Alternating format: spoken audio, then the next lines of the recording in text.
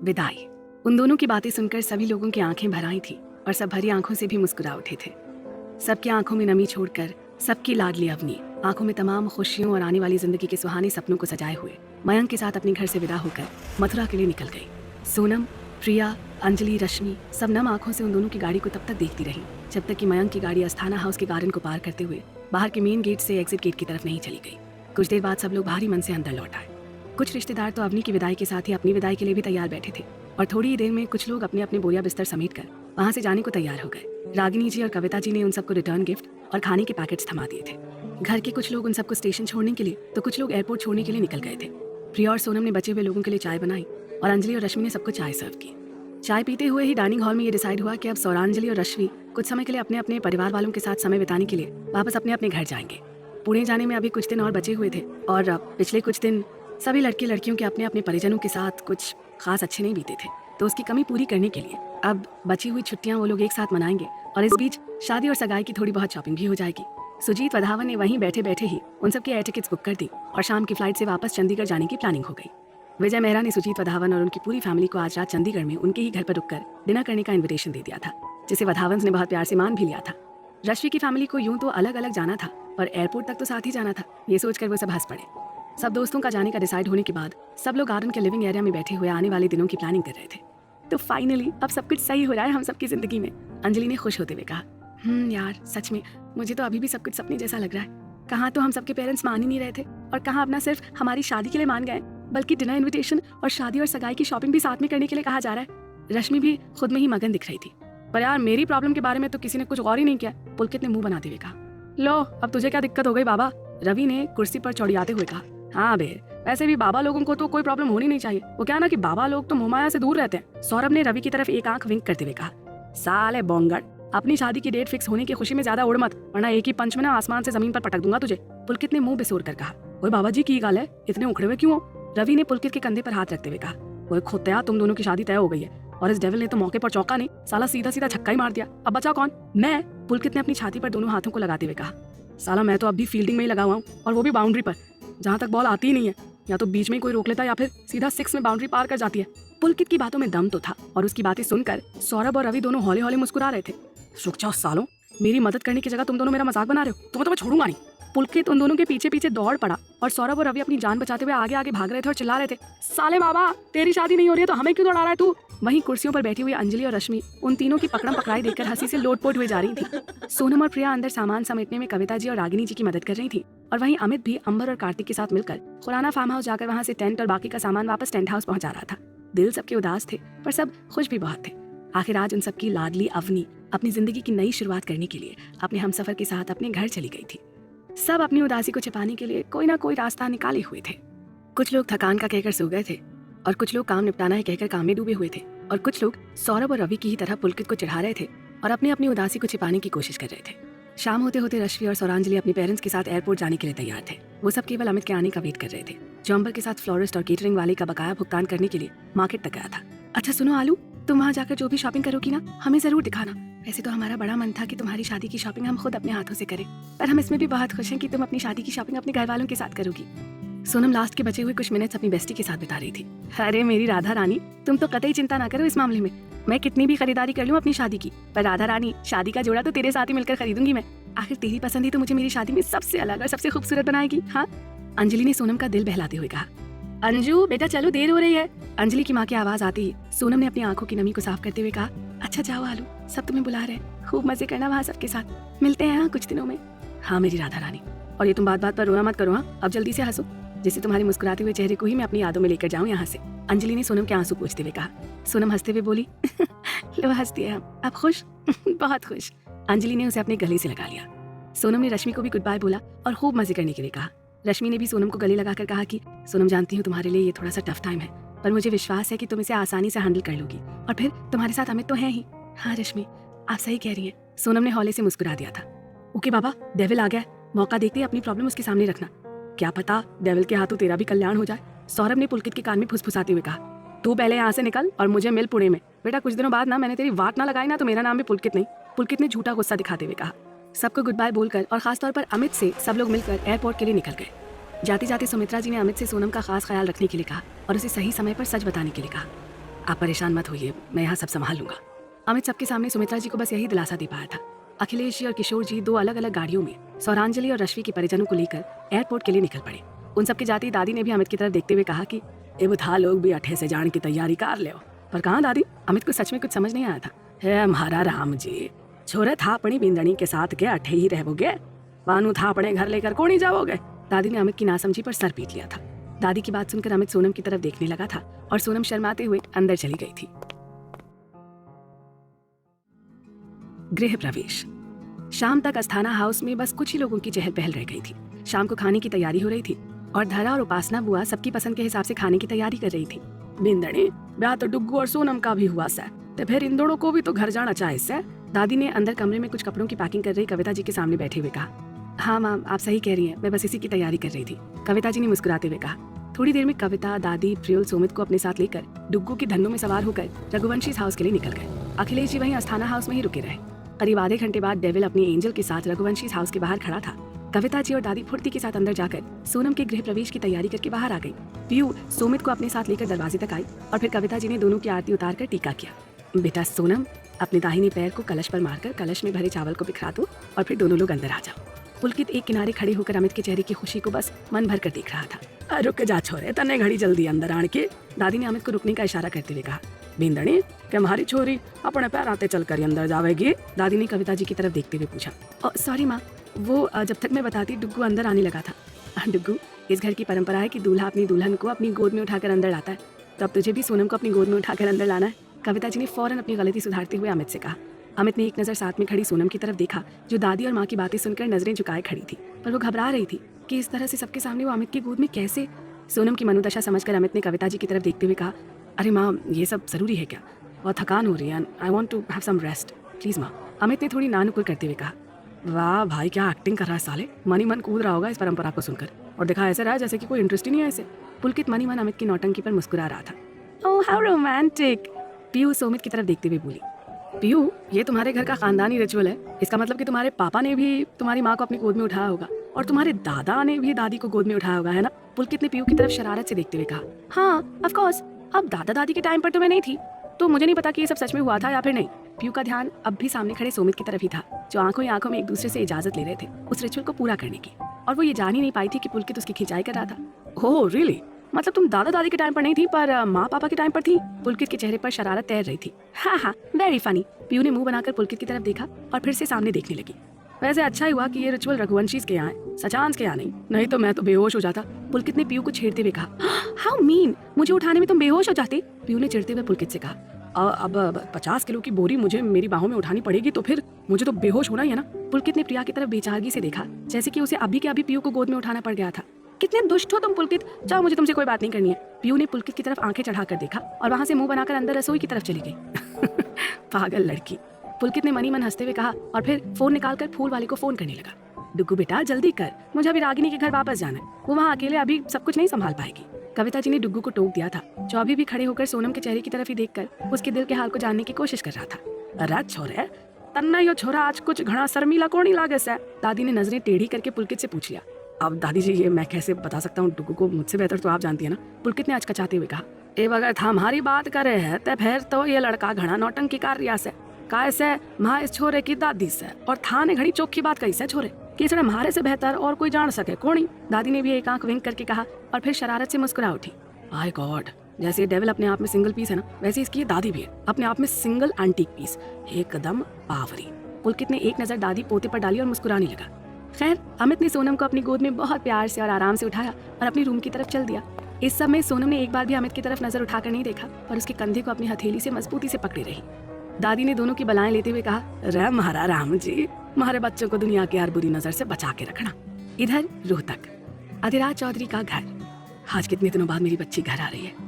रमन, मोहन, देखो घर का कोई भी कोना काव्या के मनपसंद ऑर्किड के फूलों की सजावट से छूटा न रह जाए। काव्या की माँ और अधिराज चौधरी की पत्नी मोहिनी चौधरी अपने घर के सब नौकरों को सुबह से ही दौड़ाए हुई थी और खुद भी भाग भाग कर एक एक इंतजाम खुद देख रही थी। खाने में भी काव्या की पसंद का ही सब बनवाया गया था और अब इंतजार था तो बस काव्या के घर आने का, जिसे अधिराज चौधरी खुद मेंटल असाइलम से लेने गए हुए थे।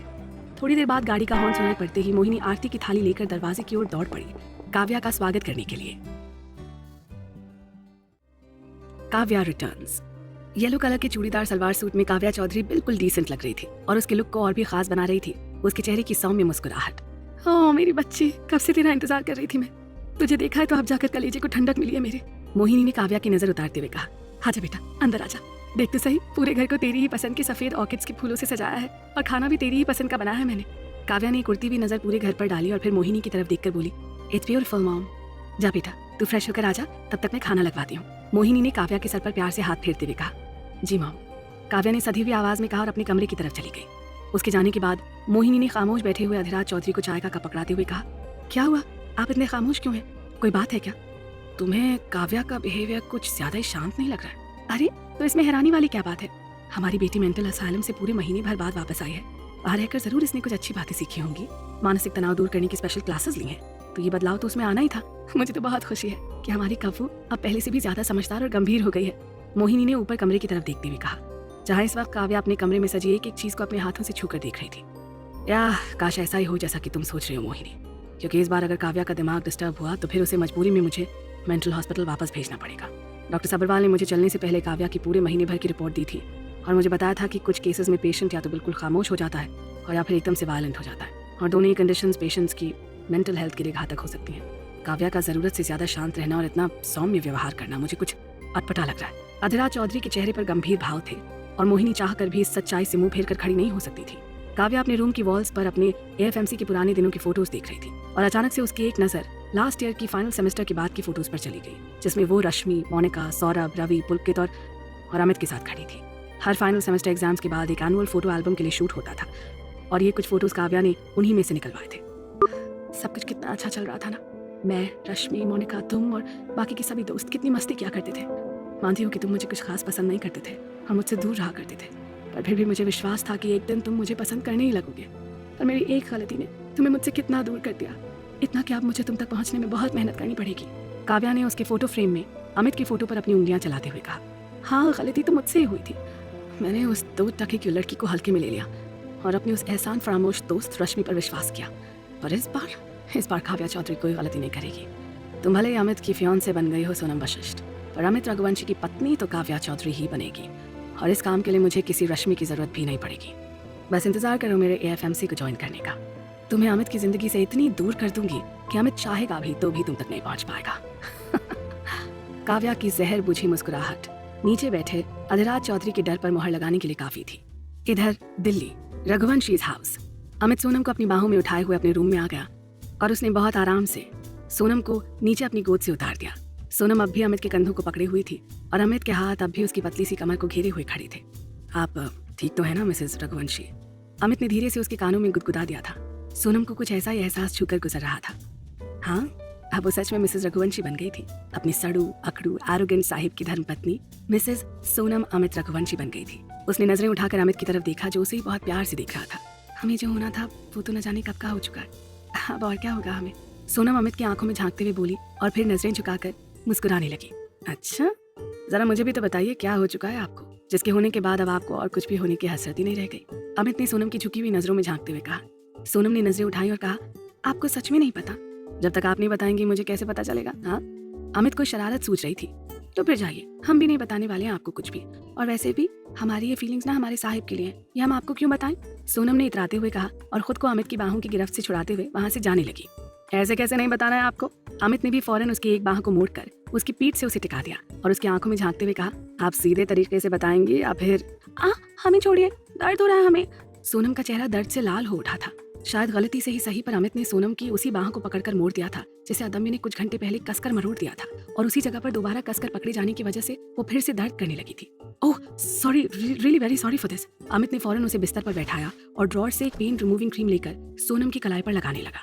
सोनम अमित की चिंता देखकर मुस्कुरा दी और उसके सर पर हाथ फेरते हुए बोली कि हम ठीक हैं साहिब, आप खामखा परेशान हो रहे हैं। क्या आपको खामखा लग रहा है? अमित ने सोनम की खून का बहाव रुकने की वजह से नीली हो चुकी कलाई की ओर देखते हुए कहा, और अभी मैंने मेरी स्टुपिडिटी की वजह से एक बार फिर से आपके दर्द को बढ़ा दिया। पर आपने ही तो हमारे हर दर्द को कम भी किया है ना। सोनम उसके सामने ही जमीन पर बैठ गई और बहुत प्यार से उसकी आंखों में देख रही थी। दोनों कुछ देर के लिए सारी दुनिया जहान को भुलाकर एक दूसरे की आंखों में खो गए। तभी उनके कानों में कविता जी की आवाज पड़ी और दोनों अदबदाकर अपनी अपनी जगह पर खड़े हो गए। कमिंग माँ, अमित ने जोर से चिल्लाते हुए कहा। आप इस ट्यूब को थोड़ी थोड़ी देर में लगाते रहिएगा, मैं अभी आता हूँ। अमित ने सोनम के गाल को प्यार से छुआ और वहां से बाहर चला गया। लव यू साहिब, वो भी बहुत बहुत सारा। सोनम ने अमित की पकड़ाई हुई ट्यूब को ही अपने होठों से लगा लिया था। हाँ माँ, आपने बुलाया? अमित अपनी शर्ट की बाजुओं को फोल्ड करते हुए बोला। हाँ बुलाया तो था, पर तुझे अकेले नहीं, सोनम को भी साथ में, कविता जी ने उसे अकेले आता हुआ देखकर कहा। खीर की रस्म। ए पीयू, जाना जाकर भाभी को बुला ला। अमित वहीं डाइनिंग टेबल की चेयर पर बैठते हुए बोला। ठीक है भाई। पीयू तीर की तरह वहां से अंदर चली गई और थोड़ी देर में सोनम के साथ बाहर आ गई। जी माँ, आपने बुलाया? सोनम वहीं कविता जी के सामने जाकर खड़ी हो गई थी। हाँ बेटा, वो तुम्हें और डुग्गू को कुछ मीठा खिलाने की रस्म पूरी करनी थी ना, तो इसलिए। कविता जी ने एक प्लेट में थोड़ी सी खीर परोसते हुए कहा। सॉरी बच्चों, पर सब कुछ इतनी जल्दबाजी में हुआ कि कुछ भी सही से करने का टाइम ही नहीं मिल पाया और सब हौच पौच हो गया। अब तुम शादी के बाद पहली बार घर आई हो तो ये रस्म तो करनी ही थी ना। कविता जी ने खीर वाली प्लेट पीयू की तरफ बढ़ाते हुए कहा।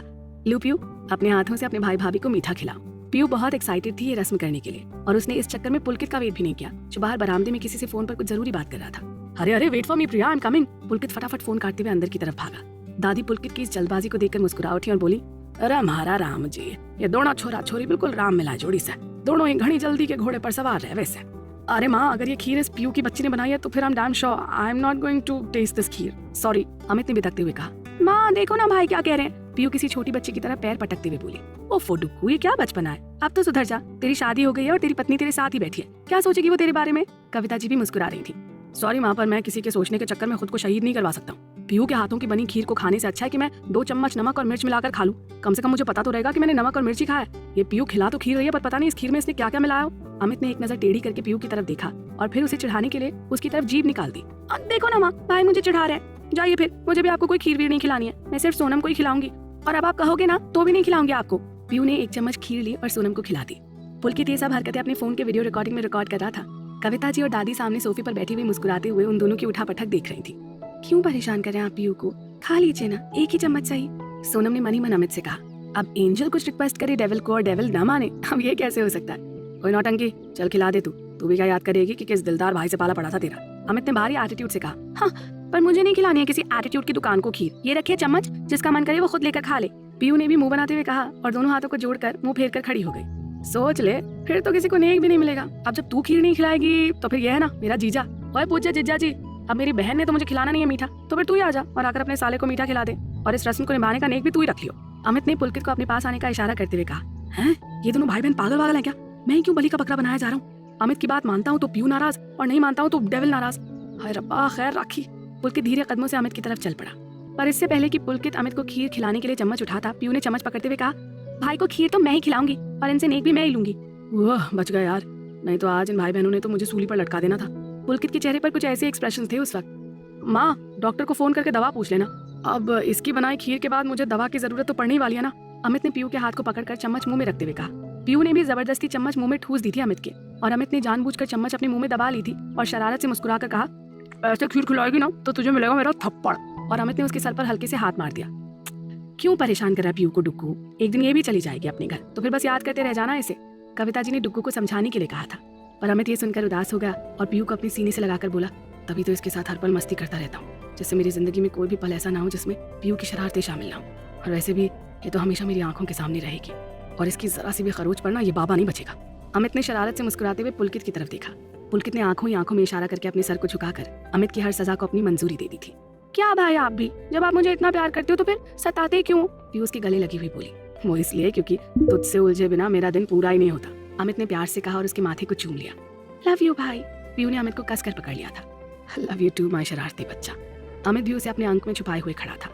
सोनम उनके बगल में बैठी हुई कुछ देर तक अमित और प्रिया को यूं ही एक दूसरे से गले लगे देखती रही, और फिर उसने सबसे छुपकर अपने आंसू पोंछ लिए। उसे भी अपने मंकी भाई की याद आ गई थी, और ऐसा करते हुए अमित ने उसे देख लिया था।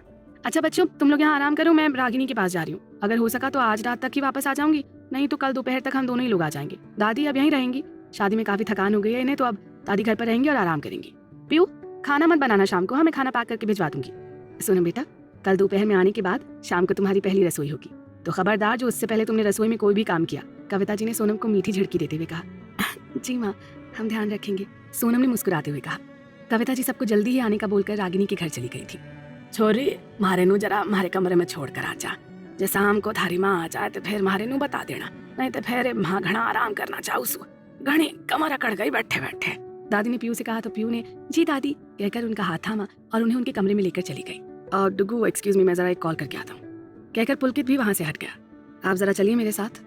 अमित ने सोनम की कलाई को बहुत आराम से और प्यार से अपने हाथों में थामा और उसे लेकर अंदर कमरे में आ गया। आप हमें यहाँ क्यों लेकर आए हैं?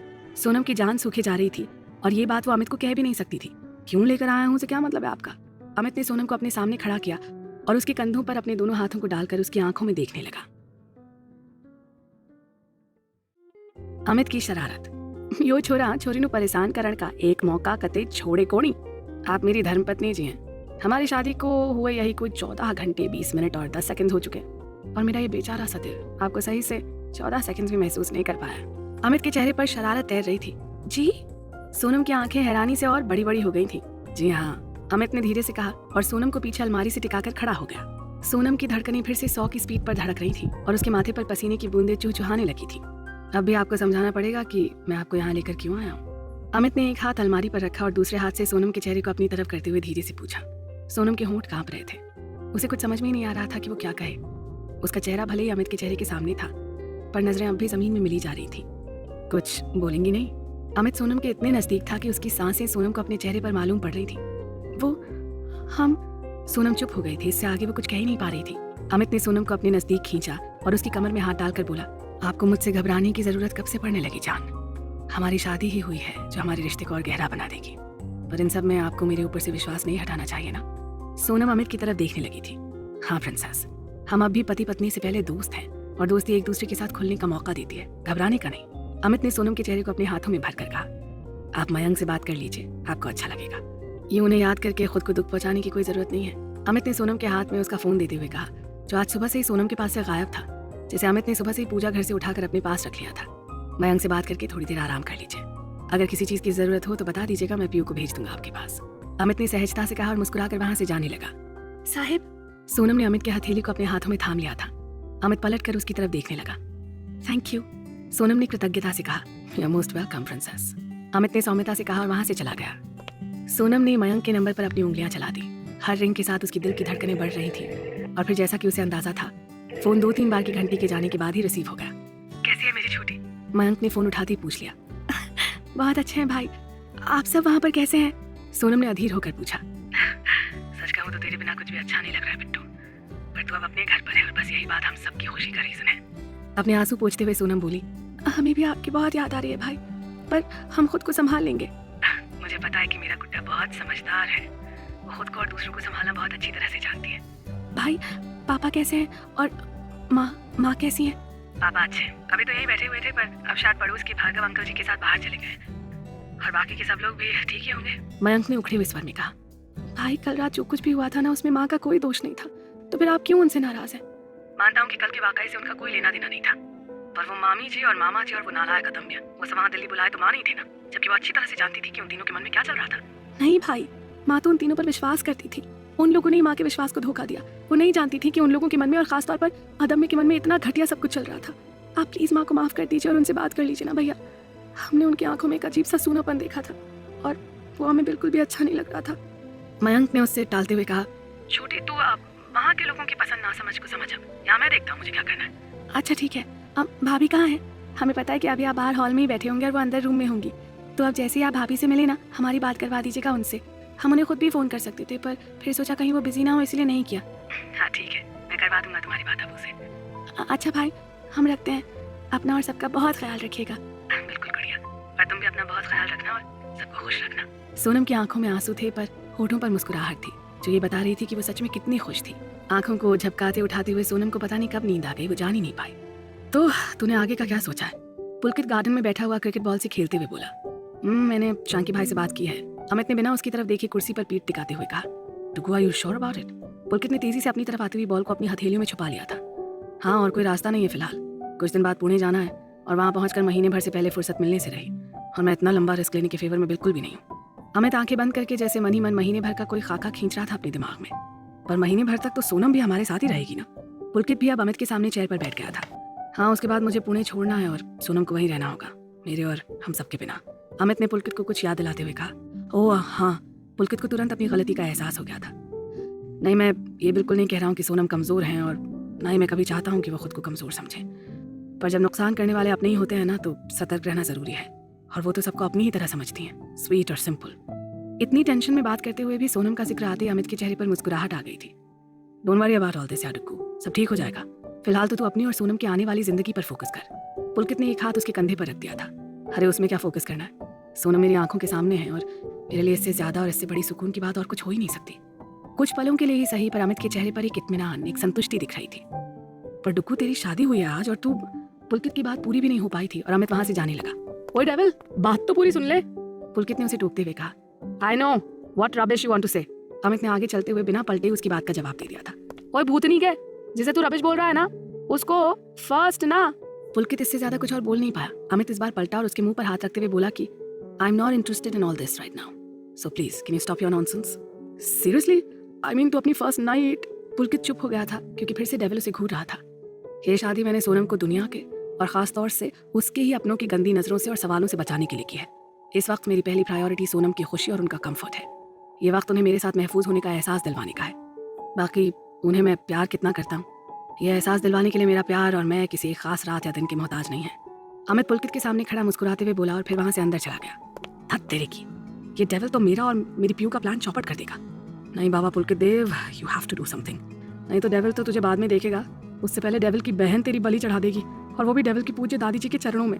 मतलब डेविल के चक्कर में डेविल की बहन और दादी एक बेचारे बाबा की बलि ले लेंगे। ये तो ससुर बहुत है ना इंसाफी है। मयंक से कॉल। मथुरा शांतिवन में सोनम से बात करके मयंक को बहुत सुकून, बहुत तसल्ली मिल गई थी, जो उसके चेहरे की मुस्कुराहट बता रही थी। वो अपनी ही धुन में मस्त हॉल की तरफ से उठकर बाहर निकल आया और सामने लड्डुओं की थाल को साथ लेकर आ रही पूनम जी से टकराते टकराते बचा। पूनम जी अपनी एक रिश्तेदार को समझा रही थी कि ये लड्डू और शादी में बनी सभी मिठाइयाँ मथुरा से विदा होने वाले सभी रिश्तेदारों को पैक करके देते जाना है। ध्यान रहे कोई भी रिश्तेदार खाली हाथ न जाने पाए। मिठाइयों के साथ साथ सभी रिश्तेदारों को कपड़े और एक एक लक्ष्मी गणेश जी की जोड़ी वाली चांदी की मूर्ति भी देनी है। तो इन बातों का खास ख्याल रखना। आखिर मयंक हमारा एक लौता बेटा है और मयंक की शादी कोई बार बार तो होगी नहीं। हाय हाय मयंक लल्ला, सामने देख के ना चल रहे हो, काबेते ही अपनी बहू के ख्याल में खो गए हो। पूनम के साथ खड़ी हुई वो महिला शरारत से मुस्कुरा कर बोली। उस महिला की बात सुनकर मयंक थोड़ा अकबका गया और वो एक साइड खड़ा हो गया। आप ये सब लेकर अंदर चलो, मैं आती हूँ। पूनम जी ने लड्डुओं से भरी थाली को उस महिला रिश्तेदार को पकड़ाते हुए कहा। मयंक, मुझे तुमसे कुछ बात करनी है। पूनम जी ने तन्हाई होते ही मयंक को रोकते हुए कहा, जो खुद भी वहां से जाने के लिए अपने कदम बढ़ा चुका था। पर मुझे आपसे कोई बात नहीं करनी है। मयंक ने पूनम को अनदेखा करते हुए कहा। बेटा एक बार मेरी बात सुन तो लो मयंक, मैं तुझे क्या इतनी खराब माँ लगती हूँ जो तू मुझे एक मौका तक नहीं दे रहा। माँ? आप खुद को माँ मानती है? मुझे बहुत ताज्जुब हो रहा है ये सुनकर। और रही बात मौकों की, तो आपको पिछले 22 सालों में बहुत मौके मिले थे, पर अफसोस आप उन मौकों में से किसी एक मौके पर भी खुद को माँ साबित नहीं कर पाई। मयंक की बातों में दुख और गुस्सा दोनों ही साफ झलक रहे थे। मयंक अपनी बात कहकर गुस्से में पूनम जी का हाथ झटक कर वहां से जा चुका था। अपने इकलौते बेटे के यूं मुंह फेर कर जाने से आहत पूनम जी वहीं खड़ी आंसू बहा रही थी और उनकी इस हालत को थोड़ी ही दूर खड़े हुए सत्येंद्र जी देख रहे थे, जिनके दिमाग में अब कुछ तो चलने लगा था। अमित पुलकित को अपनी बातों में गोल गोल घुमाकर अपने रूम की तरफ लंबे लंबे कदम भरकर जा ही रहा था। वो सबको टहला सकता था पर अपने दिल को नहीं, और डेविल का दिल फिलहाल सिर्फ और सिर्फ अपनी एंजल को देखना चाहता था और अपने ही कमरे में जाने का बहाना वो सोच चुका था। डेविल के हाल दिल से बेखबर सोनम अपने दोनों हाथों को अपने गाल के नीचे रखकर सो रही थी। अमित ने कमरे में दरवाजे पर धीरे से नॉक किया कि शायद अंदर से कोई आहट मिले, पर कुछ देर तक इंतजार करने के बाद भी अंदर से जब कोई आहट नहीं मिली तो उसने हौले से दरवाजा खोलकर अंदर की तरफ झांका और अपने दिल को उछलकर बाहर आने से बड़ी मुश्किल से रोककर उसे अपने हाथों में थाम कर खड़ा हो गया। नॉट फेयर मिसेस रघुवंशी, मेरा चैन करार सब कुछ चुरा कर आप इतने चैन से कैसे सो सकती हैं? सोनम के आधे चेहरे को उसके बालों की 2-3 लटों ने घेर रखा था और इस समय उसका चेहरा बिल्कुल उस चांद की तरह लग रहा था जिसे आसमान में बादल अपने आगोश में भरकर उसके साथ आंख में चोली करते थे। अपनी एंजल को यूं बेखबर सोता हुआ देखकर डेविल बाहर पुलकित से की हुई सारी बातें कुछ समय के लिए भूल चुका था। इस समय उसे सिर्फ सोनम का, उसकी ही रेशमी काली जुल्फों से ढका हुआ दूध जैसा गोरा और गुलाब की कली की तरह खिला हुआ चेहरा याद था, जिसे वो अपने दिल को थामे न जाने कब से एक तक देखे जा रहा था। वो धीरे धीरे चलकर उसकी तरफ जाकर उसके पैरों के पास खड़ा हो गया और पुरसुकून की नींद ले रही सोनम को देखकर वो मन ही मन बोला, आपके चेहरे पर ये सुकून, ये इत्मीनान लाने के लिए ही तो मैंने आपको इस तरह से अपना बना लिया था। जो मैं आपको लेकर फील करता हूँ कैसे समझा सकता हूँ खुद को और किसी और को, यहाँ तक कि आपको भी।